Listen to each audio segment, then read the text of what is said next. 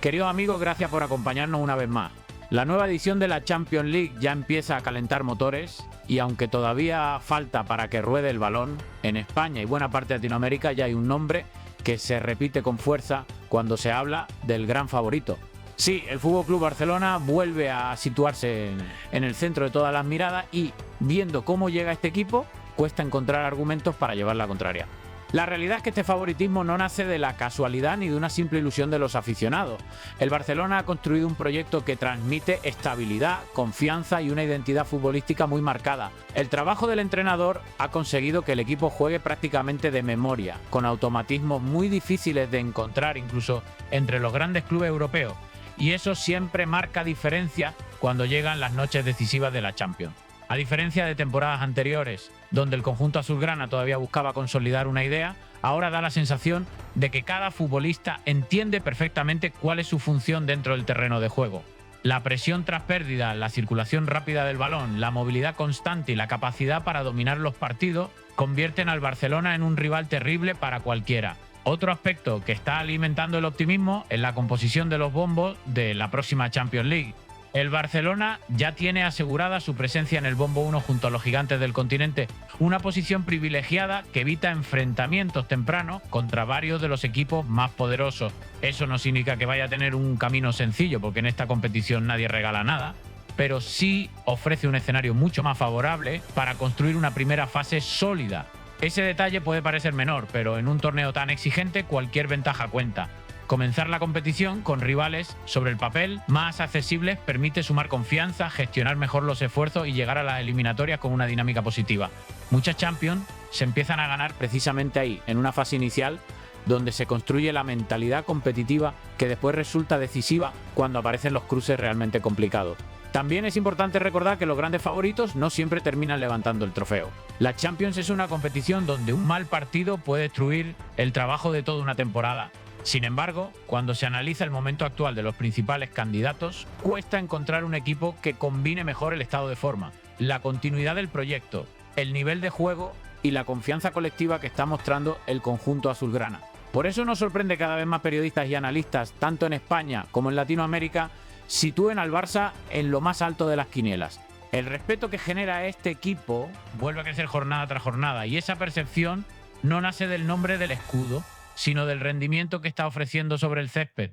Hoy, más que una apuesta sentimental, considerar favorito al Barcelona parece una conclusión basada en argumentos futbolísticos muy sólidos. Y ya estamos con ganas de escuchar la musiquita de la Champions. Bueno, pues no hay que esperar tanto porque este jueves 27 de agosto se celebra el sorteo en Suiza de la fase de Liga de la Champions. Se mantiene ese nuevo formato con 36 equipos en una fase de Liga con 8 partidos para cada uno de los equipos y luego, como sabéis, clasifican los 8 primeros en ese famoso top 8 y luego la ronda de playoff para definir a los 16 clubes finales. Ya tenemos el bombo 1 y el bombo 2. Nos vamos a centrar en el FC Barcelona. El Barça está en ese bombo 1. Recordemos que ahí entran el campeón y los 8 clubes con mejor rendimiento en Europa en las últimas 5 temporadas y por tanto el Barça se va a tener que medir a 2 de estos equipos, al PSG, al Bayern, quién sabe si al Arsenal, al Liverpool, al City o al Inter de Milán. De esto vamos a hablar con Toño Rodríguez, con José del Valle y con Rodra. Toño, empiezo por ti. ¿Crees que el Barcelona debería de empezarse a preocupar cuando todavía estamos en la pretemporada, pensando obviamente en la Champions y recordemos tras ser eliminado por el Atlético de Madrid en la pasada campaña? ¿Cómo estás? Bien, un abrazo para todos. En cuartos de final pasó eso.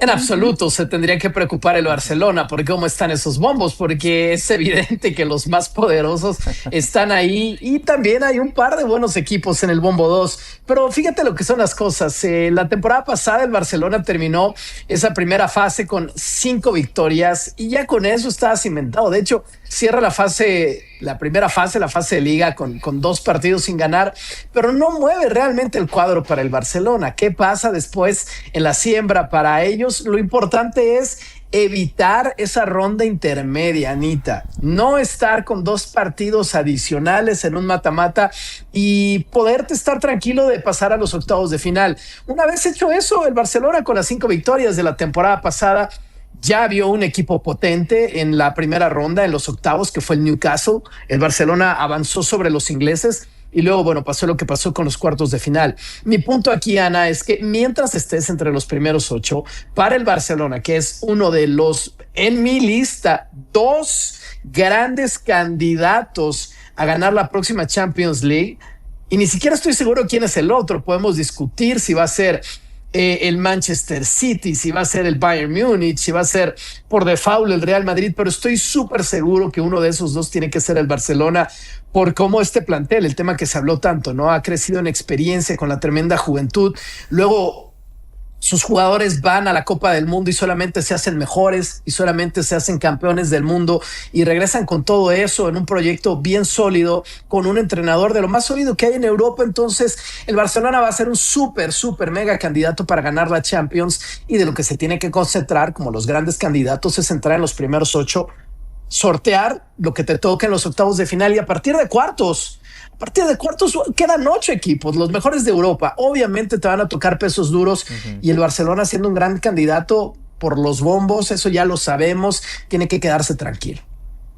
Estamos a finales de julio, es verdad, todavía queda mucho. Bueno, tampoco queda tanto para que arranque la temporada. Lo que pasa es que, como ya estamos viendo, por ejemplo, el Barça viajando en pretemporada, ¿no? Que ya está en Inglaterra para este stage, donde todavía faltan muchos jugadores internacionales y mundialistas. Pero sí que nos vamos a hacer mucho esta pregunta durante la temporada, durante los próximos meses, hasta dónde va a llegar el Barça en la Champions, cuál es el objetivo del Barça en Champions esta temporada. Pero arrancamos por lo básico. José del Valle, decíamos si se debería de preocupar en esta primera fase de esta Liga de Campeones viendo esos bombos.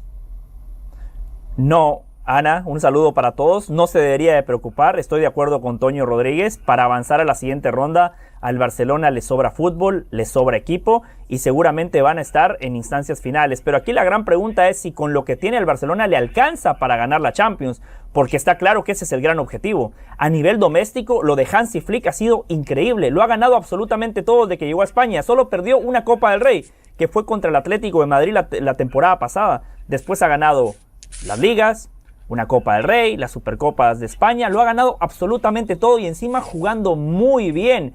Pero la Champions es un animal distinto. En su primer año llegó hasta la ronda semifinal. Hicieron 2 partidos muy buenos, pero Sommer estuvo en un nivel exultante y el guardameta suizo termina siendo la figura, y el Barcelona se quedó cerca de regresar a una final de Champions. El año pasado, ya lo recordaba Toño, el Atlético de Madrid, un equipo que tuvo una mala temporada en España, los termina eliminando en partidos de eliminación directa, y creo que esa es una herida que todavía no ha sanado, porque el Barcelona claramente era el favorito para avanzar a la siguiente ronda. Se han reforzado, me parece que el fichaje de Gordon termina siendo muy bueno. Además, hay que felicitar a Joan Laporta porque lo fichó antes de que se jugara la Copa del Mundo.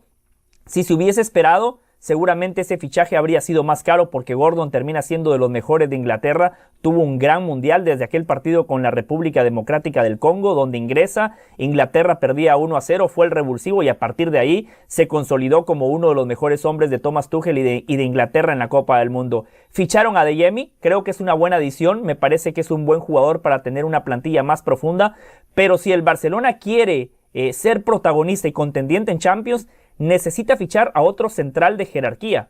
Se habla de Laporte, sería perfecto porque junto con Cubarsí serían los 2 centrales campeones del mundo con España. Y hay otra posición donde el Barcelona necesita reforzarse, que es la de centro delantero. Que la gente no se confunda. Ferran Torres marcó el gol que le dio a España su segunda estrella. Apareció en un momento clave y tendrá un lugar especial en la historia del fútbol, especialmente para el fútbol español. Pero Ferran Torres tuvo una mala Copa del Mundo. Ferran Torres estuvo peleado con el gol, se le vio frustrado. Yo no creo que Ferran Torres sea el 9 nominal con el cual el Barcelona pueda regresar a una final de Champions y que la pueda ganar. Se habla de Julián Álvarez. El Barcelona necesita un killer, Ana. Se fue Lewandowski, claramente ya está cerca del ocaso de su carrera. Ferran Torres es un buen jugador para tenerlo en la plantilla. En momentos puntuales te puede ofrecer cosas muy positivas, especialmente para el esquema de Hansi Flick. Es un tipo que presiona, que corre, que tiene gol, que se asocia bien con sus compañeros, pero no es el killer que necesita el Barcelona. Así que para mí el Barcelona, para realmente ser pretendiente en Champions, necesita un defensa central y un centro delantero, pero claramente para avanzar a la siguiente ronda con lo que hoy tiene le alcanza y le sobra. Que vayan por Oyarzábal. Mira, hay un nombre, ¿no? Ahí hay un nombre. porque lo de Julián Álvarez parece que está complicado, que por cierto el Atlético de Madrid le ha emplazado para que regrese a los entrenamientos el 10 de agosto, después de sus vacaciones mundialistas, y el escenario para él es o continuar o elegir un club que no sea ni mucho menos el Fútbol Club Barcelona, y el Barça, que tampoco me imagino estará dispuesto a tirar la casa por la ventana por Julián Álvarez, porque no tiene. ¿Cómo ves el tema del Barça, los fichajes que ha hecho hasta ahora, los fichajes que tienen que venir para el conjunto de azulgrana y las pretensiones en Champions, Rodra? A mí me parece que han fichado buenos segundos espadas. Creo que son jugadores muy interesantes, tanto Adeyemi como Gordon, pero no son cracks. Y el Barça tiene que ir a por todo y fichando lo mejor. Este parecía ser el verano de Julián Álvarez. De momento no hay mucho movimiento ni mucha novedad con esto. A mí me han contado otro nombre, que lo hablaba con Moy estos días para poder hacer algo, que es el de Kruppi, delantero del Bournemouth, que es el que les gusta como alternativa a Julián, pero a mí me contaban desde el Bournemouth que Kruppi ha cambiado de agentes y ahora le representa el mismo agente que el que lleva la carrera de Ousmane Dembélé, y entonces eso le acerca al PSG más que al Barça, ese cambio de agentes. Entonces veremos el Barça, porque creo que si ficha a Julián hace un mercado bastante potente, porque creo que con Julián ahí reemplazas a Lewandowski y creo que le das otro aire a tu ataque, manteniendo tus dos extremos, ¿no? Como Lamine y como Rafinha, que Rafinha parecía a principios de verano que iba a salir, ahora ya, bueno, yo tampoco estoy tan metido en el día a día del Barça, no sé cómo está ese tema, pero parece que está más cerca ahora de quedarse que de salir, y luego tienes a Gordon y a Adeyemi, que me parecen dos recambios buenísimos de Lamine y Rafinha, pero si no fichas un delantero top arriba, para mí se me queda corto. El mercado del Barça, que entiendo que Cancelo también vendrá en propiedad, o no sé si con otra fórmula de cesión, y ese es un poco todo el plan. Vi también que hubo algo de cantos de sirena con Laporte, no sé cómo está ese tema. A mí, yo si fuera seguidor del Barça, yo querría que se dejen toda la pasta que puedan tener en un delantero. Si no es Julián, pues otro jugador de su talla. Kruppi sería algo parecido a Diomandé, ¿no? Porque es un jugador que aún no está consolidado. Julián sí, es un poco apuesta, pero Kruppi tiene muy buena pinta. Creo que Diomandé tiene mejor pinta que Kruppi, pero Kruppi sería ese tipo de apuesta también, pero habría que pagar una pasta. Serían, yo creo que igual, más de 100 millones de euros. El mercado está así. Veremos si el Barça puede competir en este tipo de mercado. Bueno, pues nos apuntamos ese nombre. Por cierto, comentabas el tema de Rafinha, es verdad que todavía no ha viajado, pero sí que se va a incorporar a ese stage de pretemporada en Inglaterra. El Barça le tiene preparado pues un plan de entrenamiento personalizado para que de alguna manera recupere su mejor versión. Recordemos que se lesionó en el Mundial con Brasil y de momento parece que su entorno no habla o no está contemplando ninguna salida del club azulgrana. Toño, en los nombres que mencionábamos, de los que hablamos también, recordemos que ha salido también en este verano Robert Lewandowski, que ya debutaba el otro día en la MLS. La verdad que no tuvo buen partido aquí en Miami, pero sí que es verdad, ¿no?, que el Barça necesita algo más arriba. Parece que no basta con Ferran, a pesar de haber sido el héroe de España, y veremos también si Ferran continúa en el Barça la próxima temporada. Pobre Lewandowski en ese partido de debut con el Chicago Fire. Hace un gol con la vista. Yo nunca había presenciado así en el fútbol. El portero del Inter de Miami. Ay, no, tremendo, madre mía. Dejó pasar ese balón. Portero de la MLS, Toño. El tipo de haber pensado a dónde llegué, ¿no? Pero bueno, esa es otra historia. Era la gran obsesión de Barcelona desde la temporada pasada. Ya con Lewandowski todavía en su equipo y con el que ahora sabemos definió la final de la Copa del Mundo como Ferran Torres, ya con ellos dos en el equipo, ya era una obsesión del Barcelona la posición del centro delantero. Yo soy de los que piensa que no necesariamente necesito un killer. Yo sé un poco lo de Oyarzábal, un poco jugando. Entiendo que no está en el radar ni mucho menos, pero sí para contrastar.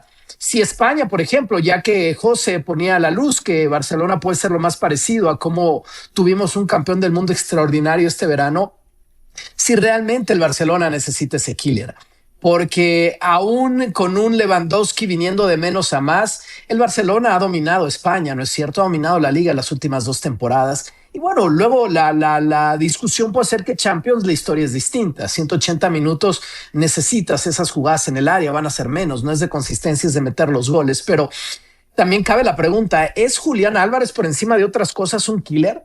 ¿Eso es la definición de Julián Álvarez?